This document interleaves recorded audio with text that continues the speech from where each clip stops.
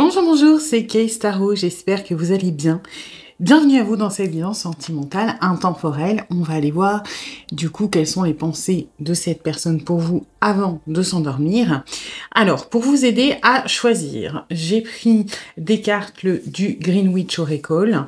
Donc, en premier, on a une fleur, alors le ou la nasurium, je sais pas, une fleur rouge. En deuxième, de la tomate. En troisième, des piments. Alors, au niveau des numéros, on a 44, 30 et 18, hein, si vous voulez vous servir de ça pour choisir. Vous prenez ceux qui vous appellent le plus. S'il y a plusieurs tas qui vous appellent, vous pouvez aller les voir, hein, il y a peut-être des messages à recevoir. Et puis, voilà. Je vous laisse choisir et je vous dis à tout de suite pour votre guidance. Aujourd'hui, cette vidéo est en partenariat avec Présage, la première application de voyance française créée en 2016. Donc Présage, c'est une petite équipe d'une dizaine de voyants qui sont triés sur le volet et qui vont répondre à toutes vos questions. Les réponses sont toujours de vive voix et sous 24 heures. Et puis en plus, vous gardez l'historique de vos échanges. Vous pouvez aussi demander des consultations au téléphone ou en visio avec le voyant de votre choix. Et ce dernier vous rappellera dans l'heure. Voilà. Enfin, sachez qu'en cliquant sur le lien et en téléchargeant l'application, vous soutenez directement la chaîne et mon travail. Bienvenue à vous qui avez choisi le premier tas avec la fleur rouge.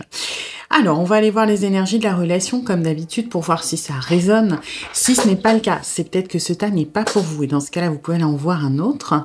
Et puis, c'est une guidance générale. Donc, vous prenez ce qui résonne et vous laissez le reste de côté. Et puis, si vous voulez approfondir, je propose des guidances privées, soit sur l'application Présage qui est partenaire de cette vidéo où je vous rappelle dans l'heure, soit via mon adresse mail. Et vous avez toutes les infos en barre de description. Alors...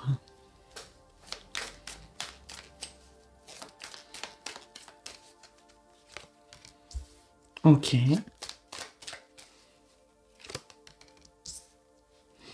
Ouais. Bon. Pas évident.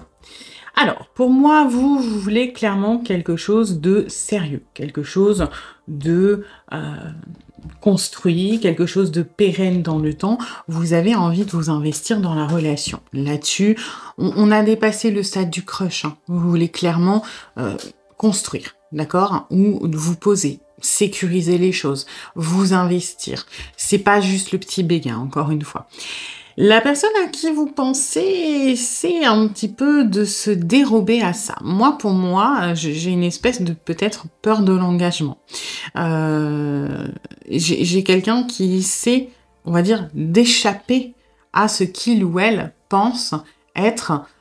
Alors ça peut être une prison, ça peut être lié à des peurs, etc. J'ai une personne qui...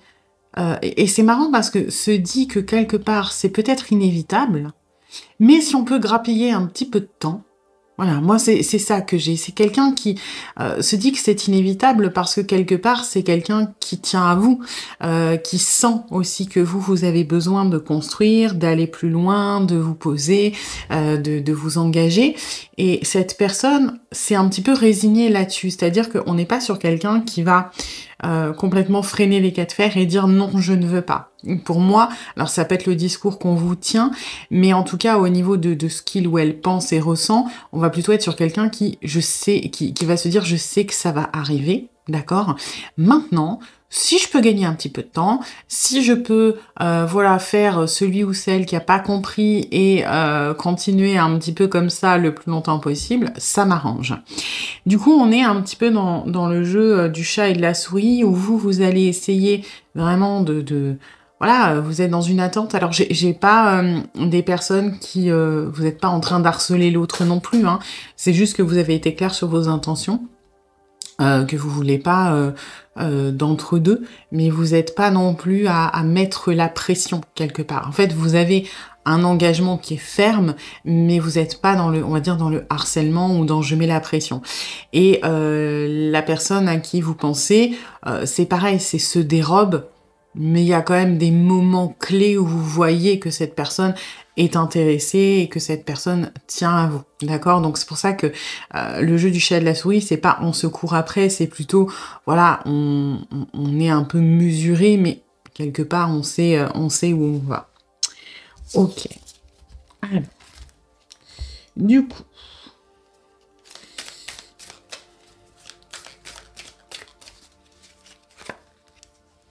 Hum, ouais.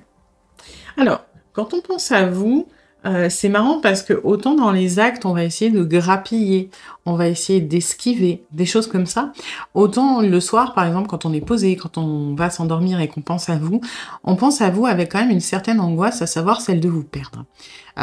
Et c'est pour ça qu'il y a peut-être un jeu qui est pas tout à fait cohérent de la part de cette personne, parce que on peut être dans la fuite dans la matière, mais en même temps, on va être un petit peu moteur des choses. C'est-à-dire que cette personne peut, par exemple, tout le temps, je sais pas, vous répondre ou alors, proposer des choses alors que vous, vous y attendiez plus et cetera. J'ai quand même une énergie, motrice et dans les pensées, ça l'est. C'est-à-dire qu'on a peur que vous partiez, on a peur d'être abandonné. On a une sorte, je vais pas dire de dépendance, parce que c'est pas ça, mais un petit peu quand même, hein. Une légère dépendance affective par rapport à vous, où il y a un lien qui est clairement qu'on ne peut pas ignorer. OK?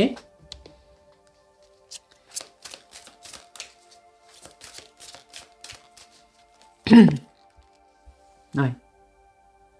On voit le potentiel, hein, on voit le potentiel. On a beaucoup de on a quand même, vous voyez, moi, pour moi, c'est une personne, quand il ou elle se couche, va penser à vous volontairement, vous voyez? C'est-à-dire, je sais pas, se rappeler de tels moments passés avec vous, imaginer qu'est-ce que ça pourrait être, par exemple, votre prochain rendez-vous, la prochaine fois que vous allez parler. C'est quelqu'un qui pense à vous, le soir avec beaucoup de tendresse quand même, avec beaucoup de d'émotion, beaucoup de douceur, un petit peu de dépendance, hein, en arrière-plan quand même, mais qui nourrit la relation beaucoup au niveau émotionnel, le soir, à la limite, quand on est un petit peu isolé de vous. On a pas mal d'espoir quand même, hein. Ouais.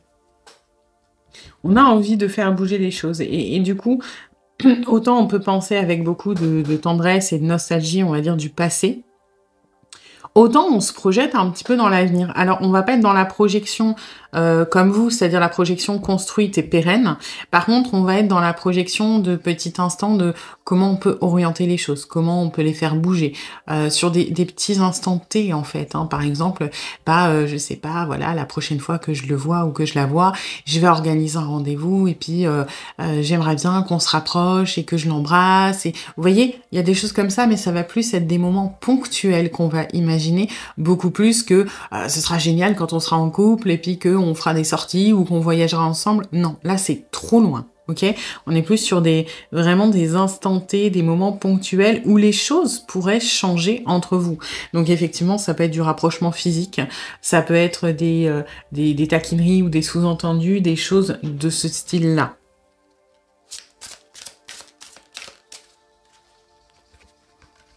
Mmh. Vous voyez? Et c'est ça ce que j'avais au début, cette histoire de on n'est pas, résigné, mais il y a quand même une sorte de fatalité de quelque part, on sait qu'on n'y coupera pas, hein. On sait que c'est vous, hein. Voilà. Donc on le sait, on le sent, on sait que on peut essayer de gagner du temps, mais quelque part la finalité, elle est là et ça nous dérange pas tant que ça. Maintenant, bien sûr qu'on fait des pirouettes, on esquive un petit peu, on gagne du temps, mais quand on pense à vous, il y a énormément d'amour, il y a énormément de tendresse, il y a énormément de projection, encore une fois, à l'instant T où on se refait les films du passé, hein, on va pas être... Oui, on peut se dire que, voilà, on va peut-être finir notre vie ensemble, etc., mais c'est pas quelque chose sur lequel on va s'attarder au niveau de la pensée, c'est plus un fait dans ce cas-là, hein.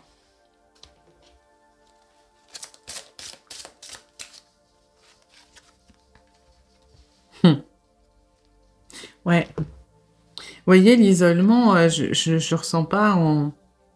Alors, je le ressens à la fois bien et à la fois mal aspecté. Enfin, mal aspecté, tout est relatif, hein. C'est-à-dire que moi, je sens quelqu'un qui a du mal à, à se lier, hein, qui a peut-être du mal au niveau du social, à créer des liens profonds, des liens qui ont du sens, et qui a tendance à vivre un petit peu dans sa bulle. Ça peut être quelqu'un de très sociable en apparence, qui a beaucoup d'amis, mais ça va pas être des amis proches, vous voyez.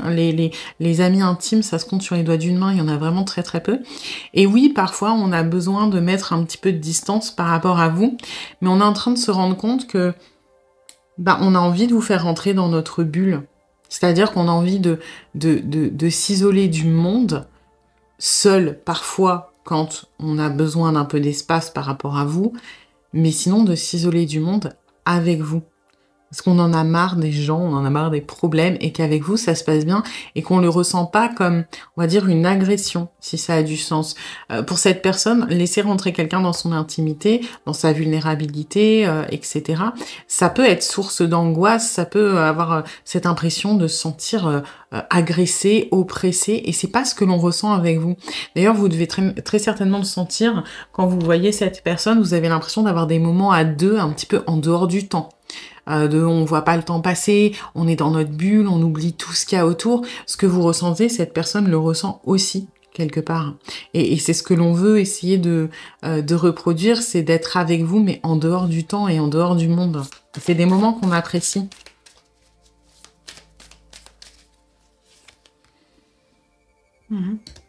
On se dit qu'on est quand même vachement pareil, hein.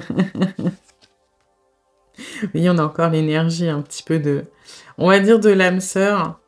Ouais.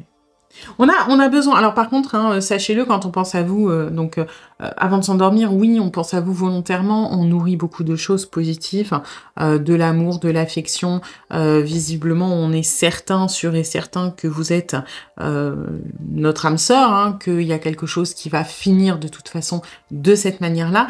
Par contre, on a quand même des énergies de temps en temps de j'ai besoin d'espace, j'ai besoin de prendre du recul, j'ai besoin de m'éloigner. Hein. Donc ça, c'est des choses qui arrivent plus ponctuellement. De manière générale, on est plus dans le cœur love, paillettes, bisounours.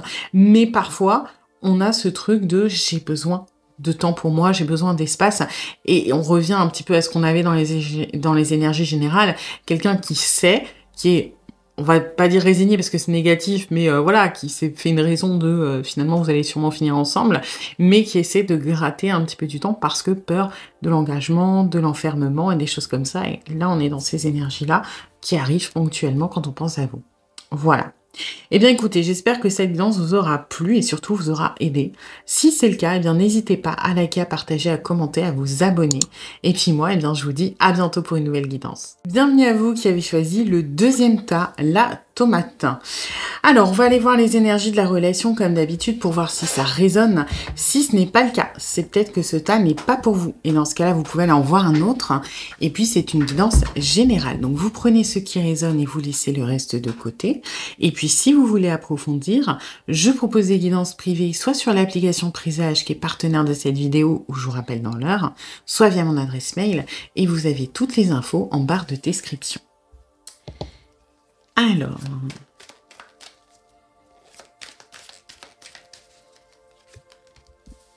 D'accord.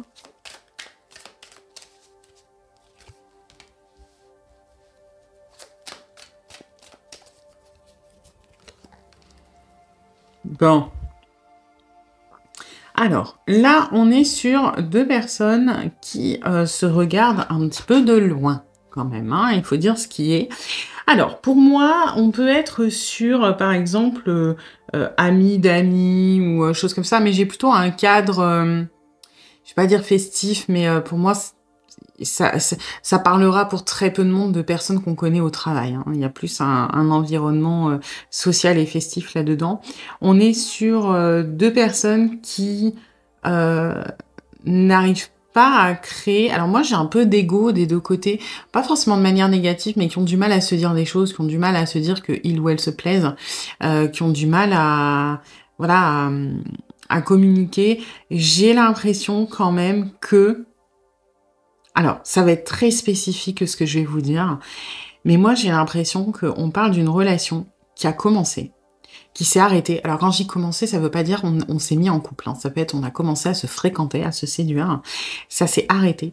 Ça s'est arrêté du fait de l'autre personne, visiblement. Et vous êtes en mode, je vais pas dire revanche, mais je veux montrer que tout va bien. Je veux montrer que ça m'atteint pas, je veux montrer que je respecte sa décision, je veux montrer que... Et alors, il y a un côté un petit peu féminin dans la revanche de ah ouais, le mec il veut pas de moi, bah je vais mettre ma plus belle robe, je vais me maquiller, je vais me coiffer, je vais être en mode bombasse et je vais lui montrer un petit peu ce qu'il perd. Vous voyez, c'est un peu ça que j'ai dans les énergies que vous avez. Alors si vous êtes un homme, ça fonctionne aussi, hein, je vais essayer d'attirer l'attention, je vais pas le ou la calculer directement, c'est-à-dire que je vais certainement pas aller lui adresser la parole, du moins, je vais peut-être dire bonjour, mais c'est pas moi qui vais provoquer les échanges. Par contre, de loin, je vais faire en sorte qu'on me remarque. Vous voyez? Moi, j'ai un peu de ça. Et la personne à qui vous pensez est plutôt dans le repli sur soi, c'est-à-dire que c'est pas quelqu'un qui va communiquer énormément, c'est pas quelqu'un qui va vous dire que, mettons, il ou elle a fait une connerie, que il ou elle, regrette ou que vous lui manquez. Non, c'est quelqu'un qui va garder son émotionnel pour lui ou pour elle, mais qui va un petit peu, indirectement faire le show aussi. Voilà. Donc on est sur 2 personnes, c'est pour ça que je parlais d'ego, qui pour moi essayent d'attirer l'attention l'une de l'autre, mais on n'a pas de discussion profonde, on met pas les mots dessus, on n'est pas dans la communication réelle, on est plus dans un petit peu une guerre d'apparence, quelque part. Ok. Alors, hop.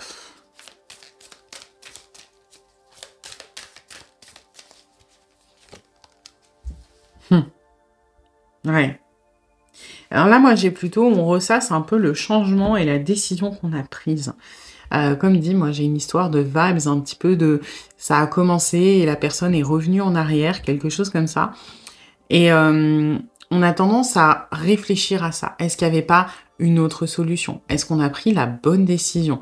Qu'est-ce que ça a provoqué? Où est-ce qu'on en est maintenant? Est-ce que c'était pas mieux avant? Est-ce que c'est mieux maintenant? Est-ce qu'on a fait une connerie? Est-ce qu'on a une raison? Vous voyez, on ressasse un petit peu, on analyse, on se pose des questions sur ce changement qui a été fait dans la relation et on est un petit peu en train de chercher les points positifs et les points négatifs de ça quand même, hein.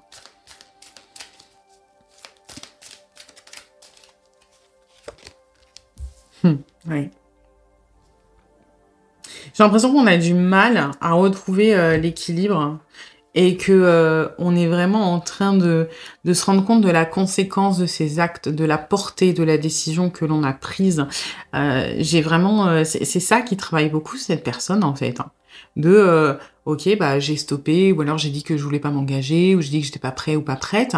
Et aujourd'hui, bah, est-ce que j'ai pris la bonne décision? Parce que bah du coup en disant ça, la personne s'est éloignée, la personne, j'ai l'impression que je n'ai plus de prise dessus, j'ai l'impression que il ou elle s'en fout, hein, parce que vous êtes dans le j'essaie de montrer que je suis là, mais je crée pas d'intimité avec toi. Donc on est sur quand même quelque chose de d'assez dense, hein, je vais pas dire qu'on culpabilise parce que c'est pas à ce stade-là. J'ai pas un émotionnel angoissé ou déprimé, j'ai plutôt, on se fait des nœuds au cerveau, quoi, hein. On tourne en rond un petit peu là-dessus quand même.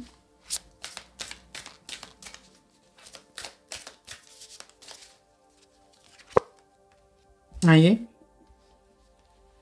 On a l'impression, et c'est ce que j'avais, c'est de se sentir abandonné parce que quelque part, on ne regrette pas d'avoir arrêté, ralenti, mis un terme, peu importe, hein, vous appelez ça comme vous voulez, parce que c'est ce qui nous paraissait être bon sur le moment et aussi parce qu'il y a un petit peu de mauvaise foi et un côté un petit peu têtu.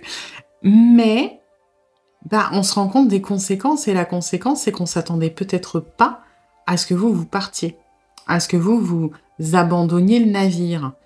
Ce qui est logique, hein, en soi. Si on vous dit, bah non, je veux pas de toi, bah vous allez pas attendre et harceler la personne. Mais on ne s'attendait pas à ce que ce soit peut-être aussi marqué. J'ai l'impression que cette personne se maintenait un peu dans l'illusion de, bah ça va continuer comme avant, juste les choses seront claires. Ou alors ça va légèrement ralentir, mais je sais que cette personne tient à moi, donc ça changera pas tant que ça. Pour certains, on n'avait même pas anticipé ça, on a juste vu le problème de, moi je ne suis pas prêt ou pas prête, donc je dois arrêter. On n'a pas pensé aux conséquences. Et là, vous voyez, il y a quand même pas mal un petit peu de tristesse, on n'est pas dans la déprime, hein, mais de nostalgie, de est-ce que j'ai fait, bah, maintenant je dois assumer et bah, ça me fait chier parce que la personne est en train de s'éloigner et que comme j'ai dit que je voulais pas, bah, j'ai aucune prise pour attraper cette personne, j'ai même aucune légitimité pour le faire revenir ou la faire revenir. Donc, on est quand même un petit peu en boucle sur ce sujet, hein.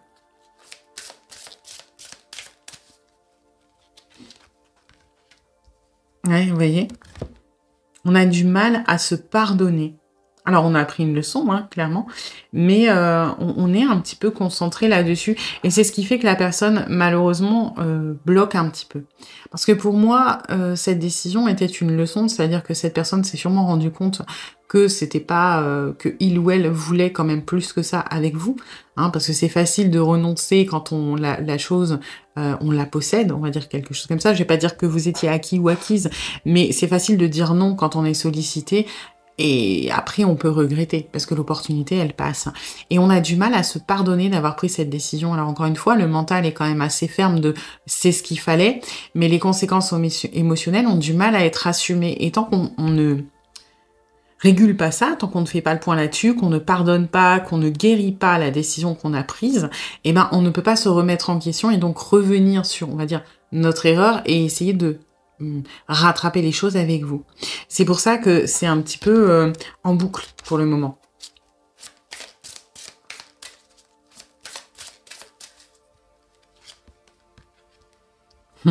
Voilà, vous voyez, on alterne entre les deux énergies, hein, de j'ai fait, on va dire, une connerie, mais je refuse de le reconnaître, d'accord?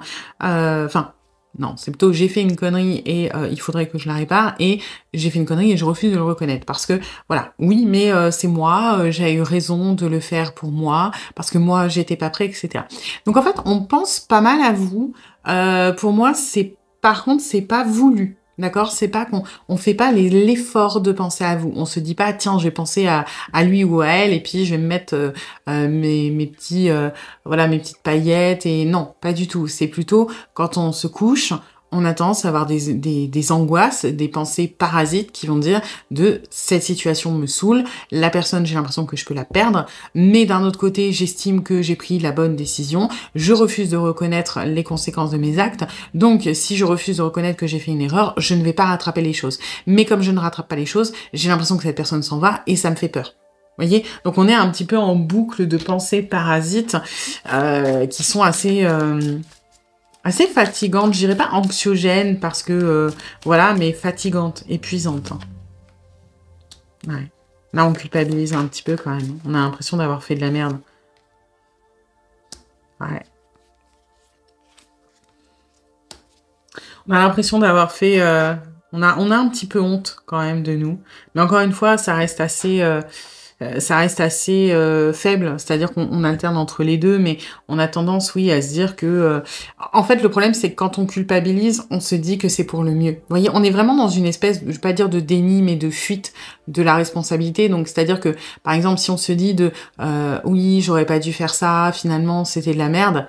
Ouais, bah comme quoi, de toute façon, je suis pas assez bien pour lui ou pour elle, puisque je prends des... Donc finalement, c'était la meilleure décision. Vous voyez, en fait, le résultat, c'est que peu importe ce que dit l'émotionnel, le résultat sera toujours j'ai pris la bonne décision.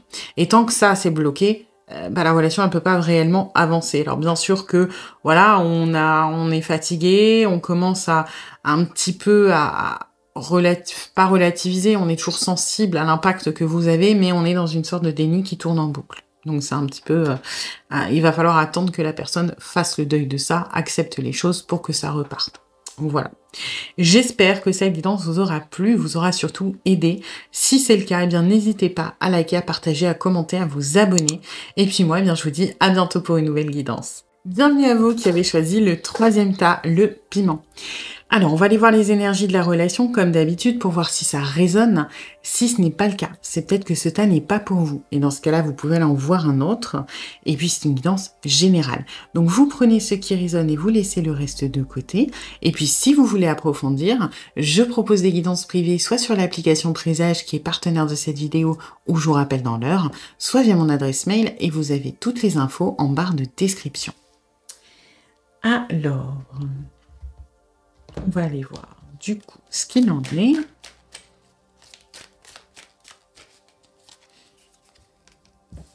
D'accord.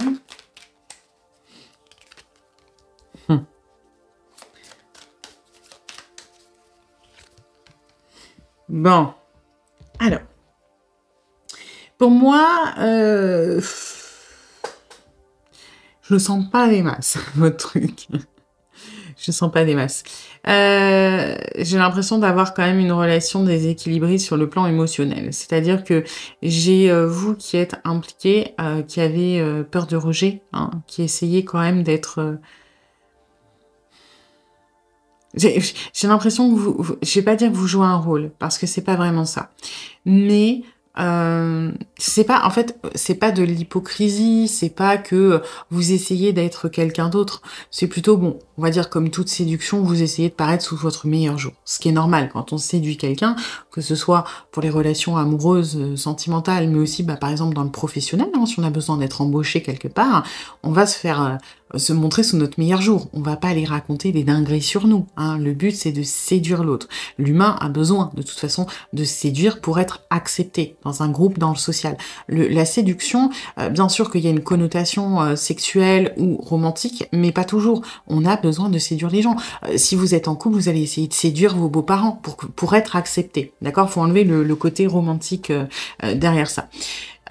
Et là, bah justement, donc là, vous êtes dans une séduction romantique, mais vous avez énormément de mal à montrer vos faiblesses, vos vulnérabilités, ce qui vous tracasse, vos défauts, les choses comme ça, et vous avez une image qui est très lisse, mais qui est un petit peu en anticipation aussi, hein. C'est-à-dire, moi, j'ai des personnes qui sont extra sensibles et qui vont avoir tendance un petit peu à, je vais pas dire à interpréter, mais un peu, interpréter les besoins de l'autre et les anticiper par peur du rejet, par peur de l'abandon.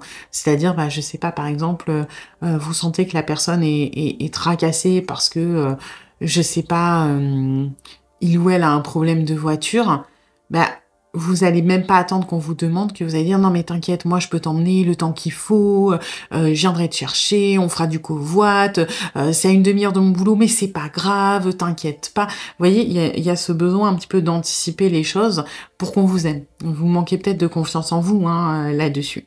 Le problème, c'est que ça vous pèse, et on est sur quelqu'un qui, à l'inverse de vous, va être dans l'émotion, va être quelqu'un d'émotionnel, mais va être beaucoup plus rigide. C'est quelqu'un qui, vous allez dans le surinvestissement émotionnel, et la personne en face de vous va être dans le full contrôle. Donc, c'est un petit peu déséquilibré parce que bah, vous avez besoin de donner, parce que vous avez besoin de vous sentir aimé, valorisé, accepté, et à côté de ça, on a quelqu'un qui ne donne rien parce que peur d'être utilisé, abandonné, rejeté, peu importe, c'est à peu près les mêmes peurs que vous. Et du coup, bah, comme on est face à quelqu'un de froid, vous allez encore plus investir. Donc, on est sur un truc qui est, voilà, où ça gratte petit à petit. C'est pas de la manipulation, c'est deux caractères qui peuvent être complémentaires, mais qui, quand ils sont déséquilibrés, ça fait quelque chose c'est le serpent qui se mord la queue, quelque part, hein. Ok. Alors, ensuite, hein, du coup, on va aller voir.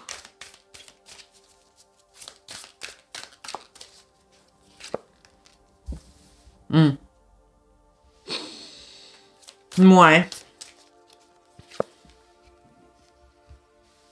C'est un peu ce que je pensais. Alors, c'est pas mal. C'est que quand cette personne pense à vous, on a une notion un petit peu de fatalité, mais dans le sens positif, hein. C'est-à-dire que c'est une rencontre qui était prévue. C'est une rencontre qui va probablement marcher. C'est quelque chose qui était censé arriver et qui va fonctionner.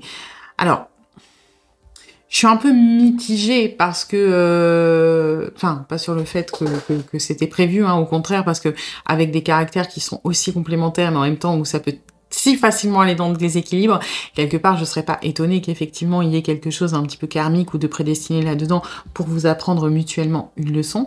Mais du coup, là où je suis mitigée, c'est que ce qui est compliqué, c'est que plus cette personne va ressentir émotionnel, j'y arrivais fort, plus cette personne risque de, hop, se braquer un petit peu et de laisser le mental. Et là, bon, l'avantage, c'est quand on pense à vous, donc on va dire au moment où on est vulnérable, on a quand même de l'émotionnel qui sort. Mais c'est vrai qu'on va quand même tendance à être sur la défensive par rapport à vous le reste du temps. Ouais.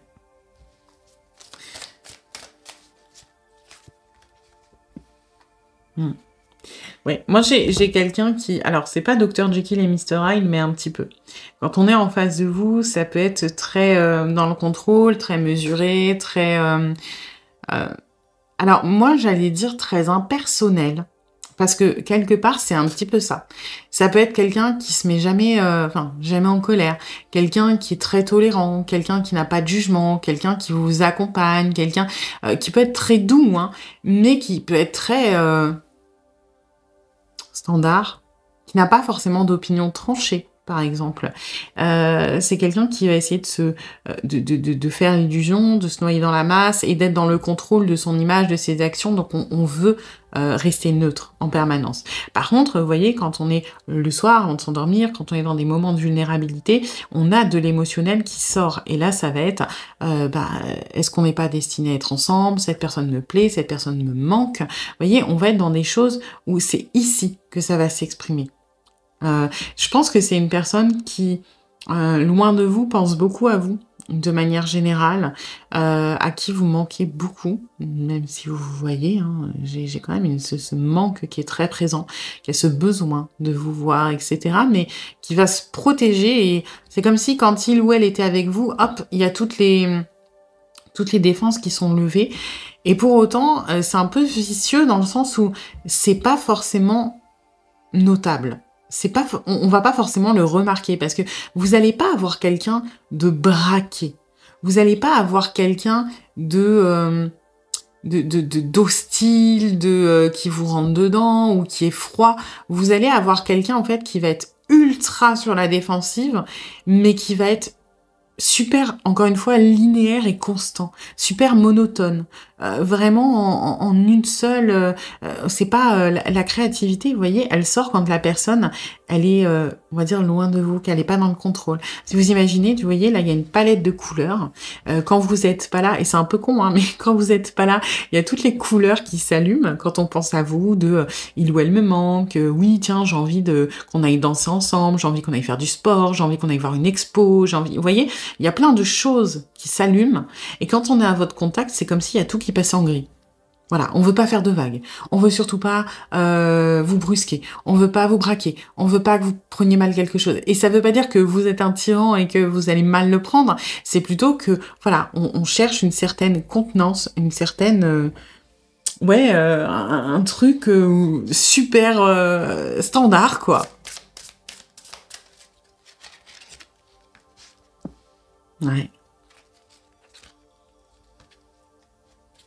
Vous voyez? J'ai l'impression que c'est quelqu'un qui galère quand même, hein. Parce que c'est quelqu'un qui pense pour moi être clair et qui ne l'est pas du tout.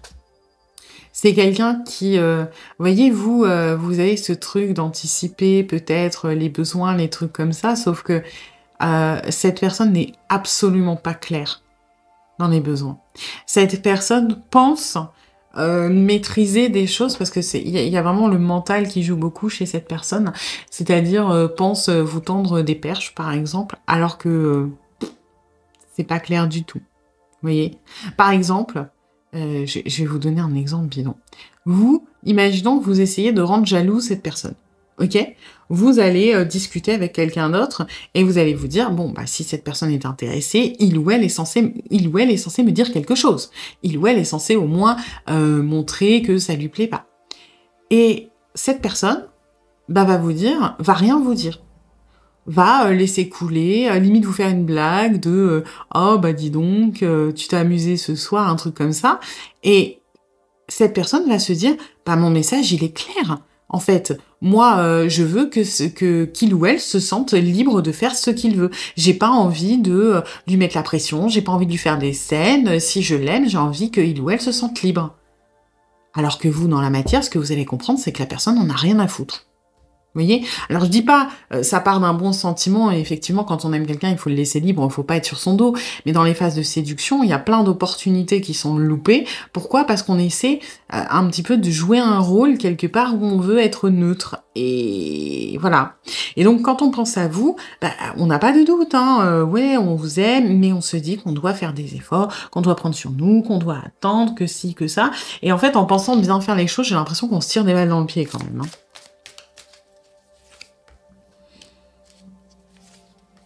Ouais. Vous voyez, on a très très peur d'être rejeté, Voilà, on préfère rester de loin, on préfère observer, on a peur d'être rejeté, on a peur que vous partiez, que vous nous mettiez un vent, etc. Donc, en fait, l'émotionnel, vraiment, on l'exprime quand on pense à vous. Et je pense qu'on pense beaucoup à vous, pas que le soir, la journée, et c'est là où l'émotionnel s'exprime. Alors que quand on va être avec vous, on va peut-être être un petit peu coincé, pour le coup. Voilà. Eh bien écoutez, j'espère que cette guidance vous aura plu, vous aura aidé. Si c'est le cas, eh bien n'hésitez pas à liker, à partager, à commenter, à vous abonner. Et puis moi, eh bien je vous dis à bientôt pour une nouvelle guidance.